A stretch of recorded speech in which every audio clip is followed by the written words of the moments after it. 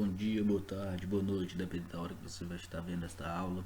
Vamos começar mais uma aula de administração de redes, cujo objetivo é entender os mecanismos de proteção e monitoramento. Temos algumas soluções que agem tanto na prevenção contra ataques, já que sabemos prevenir vai ser sempre o mais barato, mais rápido e menos trabalhoso do que remediar. E também temos algumas soluções na detecção. Então, basicamente, nós vamos trabalhar sobre dois viés, a prevenção e a detecção. Primeiro, o IPS, Sistema de Prevenção de Intrusão. Como vocês podem ver, inclusive, na imagem, ele é um equipamento, embora ele possa ser softwares também. Ele tem a função de prevenir qualquer tipo de ataque. Como se pode prever, um IPS ele vai trabalhar antes que o problema aconteça, na tentativa de impedir a sucessão de um ataque. E este IPS ele é muitas vezes trabalhado como se fosse justamente uma proteção ali contra os ataques, por isso o nome IPS. Já o IDS é um sistema de detecção de intrusão. É um conceito um pouco mais antigo do que o IPS. Ele é importante para o quê? Para controlar o tráfego que não é bloqueado por firewalls. Estudaremos mais à frente. E também o tráfego que não passa por eles. A ideia é detectar quando vai acontecer algum tipo de intrusão. Ele é encontrado também na forma de software ou na forma de hardware. O principal objetivo dele é alertar o administrador da rede para este poder tomar suas providências. Ele tem um diferencial em que ele consegue armazenar em um banco de dados os principais tipos de ataques e também os ataques já sofridos. Assim ele pode fazer sempre um comparativo, vai ficar sempre analisando caso aconteça algum tipo de intrusão, é ele o responsável por fazer esse processo de detecção. E o firewall, que é um dos principais mecanismos de proteção aí, que é bem conhecido pela grande parte das pessoas, mas nem sempre é muito conhecido a parte profunda dele. Então, basicamente, o objetivo do firewall, também chamado de parede de fogo, se for fazer uma tradução literal, é permitir ou bloquear a entrada de algum pacote, de algum recurso dentro da rede. Ao comunicarmos a rede de uma corporação com a internet, estamos pondo-a em um ambiente de alto risco, pois a internet é pública e não tem segurança. E nós vamos precisar de um firewall para determinar o que pode entrar e o que não pode entrar dentro da rede interna de uma empresa. É uma poderosa proteção para proteger a entrada da rede. Podemos ter mais de um firewall na mesma rede, separando inclusive sub-redes, como foi estudado nas aulas anteriores de redes de computadores. E estas sub-redes elas não devem trocar pacotes específicos. Por exemplo, em uma empresa onde queira isolar o setor financeiro dos outros setores, pode-se criar uma sub-rede para o setor financeiro e outras sub-redes para os outros setores de produção, setor de marketing, setor de TI mesmo. Então esses setores podem ficar isolados e sendo protegidos através de firewall. Apesar de muito famoso, como já disse anteriormente, grande parte das pessoas ainda não entende como funciona de fato o firewall. Devido a isso, muitas vezes não se configura devidamente, o que pode ser um grande problema, deixando assim a brecha, ou seja, criando vulnerabilidades, ou até mesmo não vai utilizar o firewall. Ter um sistema de firewall não é suficiente, como já foi dito. Se ele não for configurado e não for adequado às necessidades local, ele pode ser simplesmente uma porta de entrada para um ataque. Então, aquilo que era para proteger, na verdade, se torna uma vulnerabilidade, um ponto fraco na rede. Por exemplo, se a porta 53 estiver bloqueada, não vai ser realizado o serviço de DNS. Caso esse serviço seja necessário, o administrador da rede deverá permitir o acesso de pacotes por esta porta. Como nós já estudamos, os protocolos possuem portas. É neste momento em que o firewall vai determinar quais são as portas que estão abertas e quais são as portas que estão fechadas. Da mesma forma, caso não seja permitida a transferência de arquivos, deve-se configurar o firewall para bloquear a porta 21, que é o protocolo de transferência de arquivos, utiliza para que ele seja bloqueado. Ou seja, dessa forma eu vou estar bloqueando de fato, porque faz parte da minha empresa, eu estou adequando a minha empresa. Nós temos alguns tipos principais de firewall. Nós vamos trabalhar aqui sobre os firewalls de filtragem de pacotes, que eles se dividem basicamente em dois, estático e dinâmico. E nós temos o firewall de aplicação, ou proxy de serviço, proxy services, ou muitas vezes são chamados só de proxy. Na filtragem de pacotes, nada mais é do que um método bem mais simples, por isso ela é mais limitada, que oferece um nível de segurança significativo. Como o próprio nome já diz, ele vai filtrar pacotes. Então, cada pacote possui um cabeçalho com diversas informações a seu respeito, como o endereço IP de origem, o endereço de destino, tipo de serviço, tamanho, entre várias outras informações para cada protocolo. O firewall então vai analisar estas informações de acordo com essas regras estabelecidas, e aí ele vai decidir se vai liberar ou não o pacote para adentrar dentro da rede interna do computador, a rede interna da empresa. Nós temos aqui uma imagem para clarear o entendimento para vocês. Nós temos um pacote, aí nós vamos ter as regras, Se este pacote for realmente compatível com todas, vai ser autorizada a entrada. Caso contrário, vai ser negada a entrada, esse pacote será bloqueado lá de fora da rede. As filtragens elas podem ser estáticas e dinâmicas. Basicamente a diferença aí na filtragem estática não vai importar a ligação que cada pacote tem com o outro. Tipo as aplicações, os sites, os protocolos enviam vários pacotes, na verdade, e muitas vezes eles têm relação um com o outro.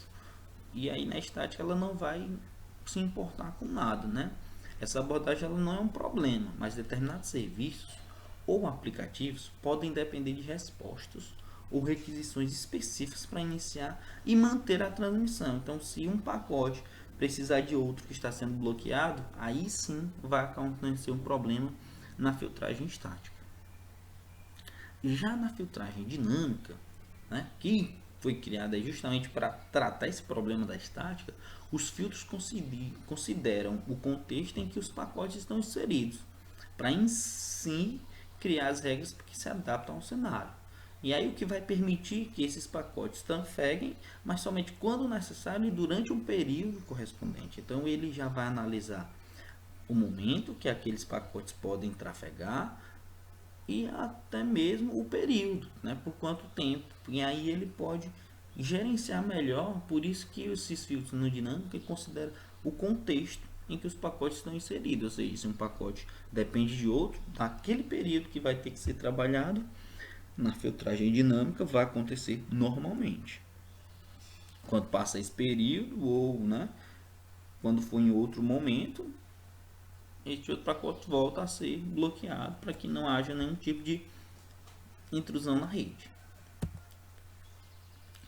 E o firewall de aplicação ou proxy de serviços, ou simplesmente proxy, é um dos mais comuns, Inclusive nós temos um exemplo desse na nossa instituição. Ele vai atuar de fato como um intermediário entre o computador ou uma rede interna mesmo e outra rede, no caso externa, geralmente a internet, Nesses casos, geralmente instalados em servidores potentes. Por quê? Porque eles precisam lidar com um grande número de solicitações. Ele vai servir como intermediário muitas vezes de uma rede toda. Então, são vários computadores passando por este tipo de firewall, por este proxy. Então, esses firewalls, esses proxies, eles vão dar a opção de não permitir a comunicação direta entre origem e destino. Então, eles vão funcionar ali como um intermediário, o que pode gerar uma segurança muito grande para a rede. para ficar claro, né, nós temos aí uma rede interna, nós temos o proxy aí no firewall, a muralhazinha aí, ó, faltou só o fogozinho, né, mas é um firewall. Nós temos a visão de usuário, que é o que? Eu estou acessando a internet, normalmente parece que não tem nada no meio, mas internamente tem lá o proxy bloqueando ou permitindo o acesso à internet de forma transparente. Então, algumas vantagens de se utilizar o proxy, né? Ele pode registrar o tráfego de dados em um arquivo de log, ou seja, um administrador de rede poderá ter todas as informações de quem acessou, a hora que acessou, o que acessou, quando acessou, o período que acessou. O conteúdo muito utilizado pode ser guardado em uma espécie de cache, né? Ou seja, uma página na internet que é muito acessada, ela vai ficar temporariamente guardada no proxy. Na próxima vez que outras pessoas acessarem, ela não precisa ficar indo na internet, na rede em si. Ela vai acabar acessando no próprio servidor proxy, o que vai até inclusive deixar mais rápida, ou então pelo menos imaginar, o usuário vai imaginar que está sendo mais rápido, porque aquelas páginas, aquelas informações já estão ali no proxy, não precisa ser baixadas novamente na internet. Determinados recursos podem ser liberados apenas mediante a autenticação do usuário. Ou seja, dentro do proxy eu posso criar usuários, e aí alguns usuários podem ter mais privilégios do que outros. E assim eu posso gerenciar melhor, administrar melhor a minha rede, fazendo com que quem faça esse processo de escolha do que vai acessar ou não, depois das configurações, seja a própria máquina. Vai entrar lá com o seu usuário, com sua senha, e dependendo do seu nível, você consegue acessar algumas coisas e outras não. E existem outros objetivos interessantes, outras características interessantes que podem ser utilizadas pelo proxy também. Agora nós vamos falar sobre o NAT, Network Address Translation, né? Que nada mais é do que a tradução de endereços de rede. Esse foi um método criado pela Cisco System, né? Uma das referências em componentes de rede de computadores, que ela vai simplesmente mascarar os endereços IP da rede interna. Ou seja, apesar de prover essa estratégia de segurança, quando a Cisco criou o NAT, ele não teve esse objetivo de fato, não. O objetivo foi outro, mas ele acabou hoje sendo utilizado muito para segurança. Por quê? Porque aí nós vamos ter um IP válido dentro da rede,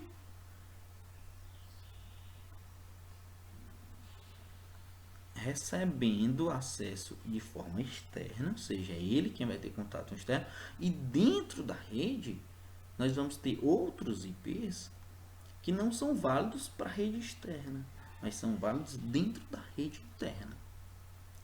Na época que criaram, foi a ideia mais para adiar, né, o esgotamento dos IPv4, como a gente já sabe que esgotou, inclusive estamos utilizando o IPv6, mas na época ele foi criado na tentativa de adiar o fim dos endereços IPv4.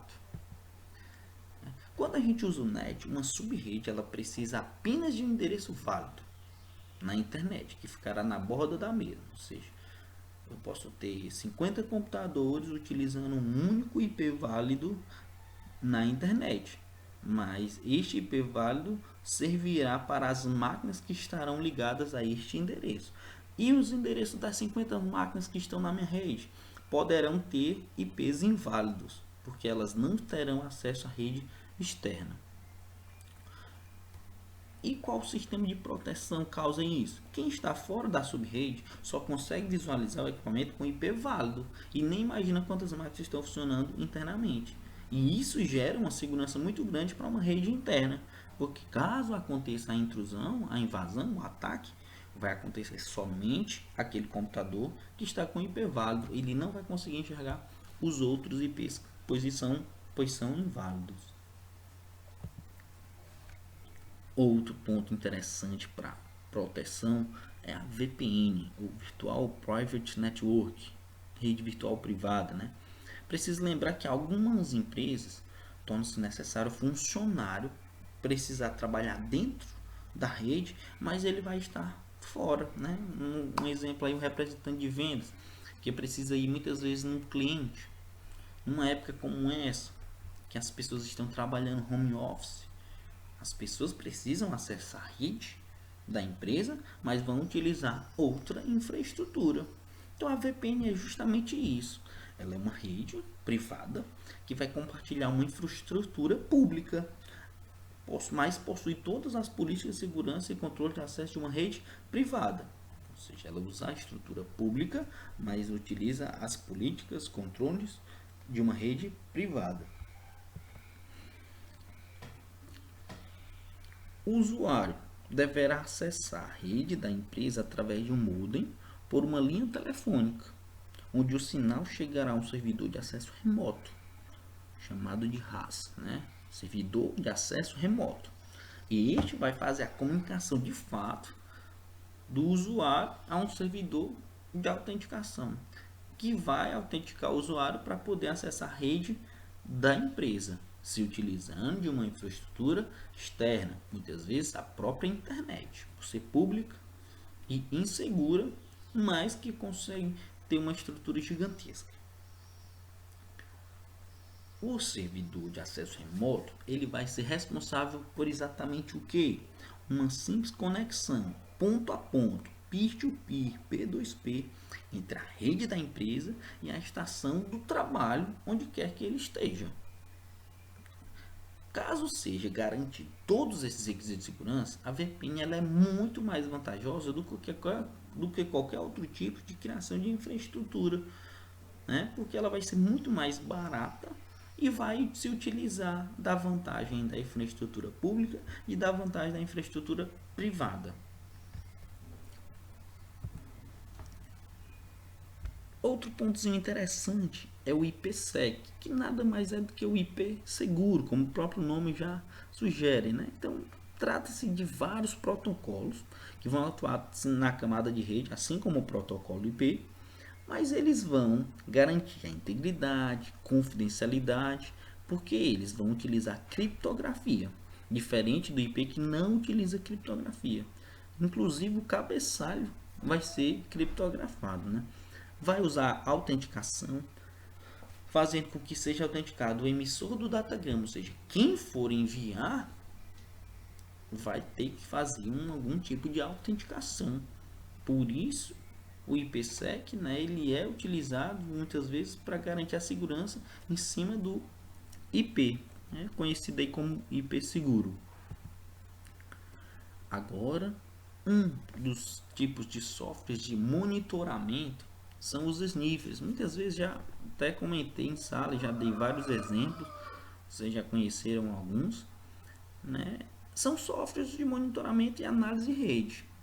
Então, este sniffer, né, também chamado de farejador, né, se a gente for traduzir para o português, trabalha num modo chamado promíscuo ou promiscuous mode, né? Desta forma, o que é este promiscuous mode, né? Essa forma promíscua, nada mais é do que capturar pacotes que vão trafegar na rede.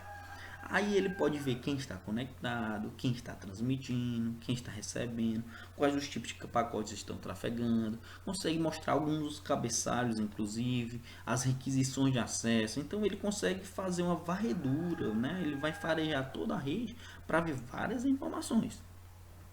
Ele pode ser utilizado na detecção de alguns problemas, como a ocupação de banda por um só usuário. Imagina algum usuário está utilizando algum aplicativo, algum site que está puxando toda a banda ali, e aí ele pode se fazer usar aí desse sniffer para facilitar isso, né? Pode detectar algum ataque à rede, como enxurrada de pacotes indevidos, caso vá acontecer um ataque de negação de serviço, o sniffer pode detectar isso com antecedência. Como forma de evitar que intrusos monitorem uma rede com sniffers, pode-se utilizar um detector de sniffer. Por que isso? Porque muitas vezes sniffers são utilizados para o lado ruim, né? Ou seja, aí já tem aquelas curiosos que querem descobrir as coisas que estão acontecendo na rede, pode ser utilizada os sniffers para isso também, já vai para o lado ruim. Então, para evitar, também existem softwares detectores de sniffers que possam ser usados aí para detectar se tem alguém utilizando o sniffer de forma não autorizada. Então, Uma perguntinha para vocês: como garantir a segurança da rede utilizando uma infraestrutura que é compartilhada por milhares de pessoas e tão insegura quanto a internet? Essa respostinha aí eu vou querer receber lá no aluno online. E nós temos aí um exercíciozinho com algumas perguntinhas que eu quero que vocês respondam ao longo das aulas, certo? Então, na próxima aula eu vou passar mais algum vídeo, mais algum conteúdo, mas as questõezinhas que vocês já podem, inclusive, começar a fazer são estas aí. Espero que vocês tenham conseguido entender. Um abraço e bons estudos.